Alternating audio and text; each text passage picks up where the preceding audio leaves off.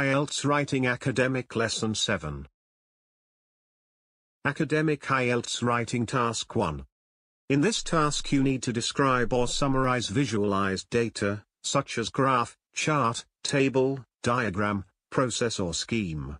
You should write at least 150 words in this task. IELTS Writing Task 7 Sample, Academic. You should spend about 20 minutes on this task. Summarize the information by selecting and reporting on the main characteristics, and make comparisons where relevant. Write at least 150 words. The chart below gives information about science qualifications held by people in 2 countries. Summarize the information by selecting and reporting the main features, and make comparisons where relevant. Write at least 150 words. Now study closely the line graph.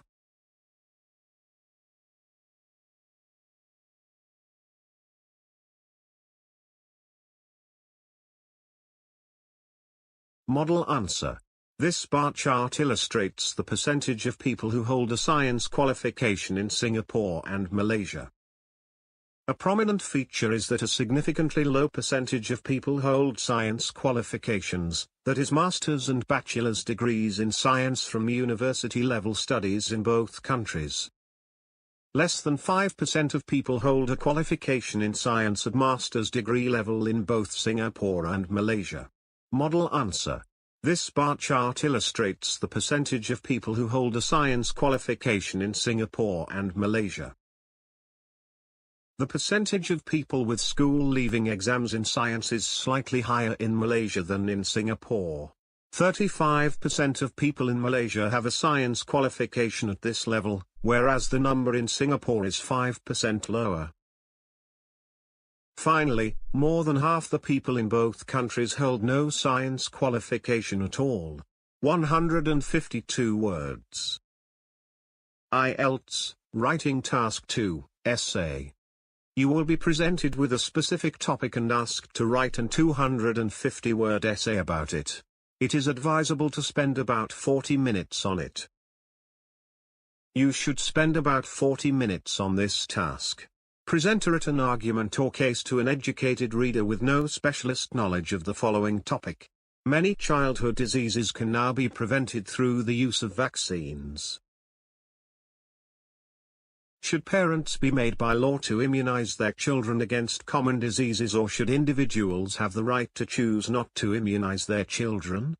You should use your own ideas, knowledge and experience and support your arguments with examples and relevant evidence.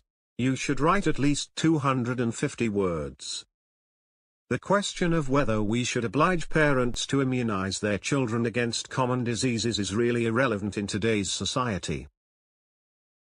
We know that it will help the child from contracting diseases which will not only harm them but others should they fall ill. So parents, if they want to live in society, they have to abide by certain rules. If some parent is a member of a religious sect that precludes vaccinations, then it is not the child who has decided. Parents have no rights over their children, all they can do is help them. I cannot see how non-vaccination would help anyone. All the praying in the world will not help with the immunization against diseases such as tetanus and whooping cough. The one caveat is that the research into possible side effects should be fail-safe before it is employed in the public domain. When little information is released about the harmful effects of vaccinations, which can sometimes result in growth problems in children or even death, I concede that this is not good.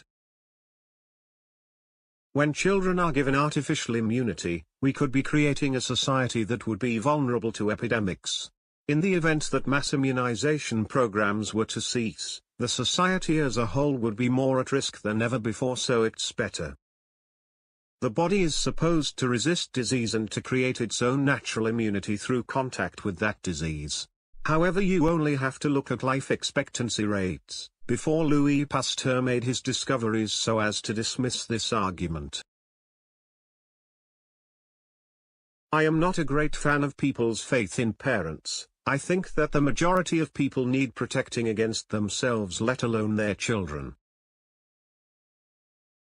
Even though everybody is afraid to say it, what we know about science already makes religious and personal beliefs absurd, so let us protect the children from superstition and give them the benefit of our scientific knowledge. For these reasons I feel strongly that immunization programs should be obligatory. I feel that the child should have the right to be protected from parents whose only right is to love and protect the child.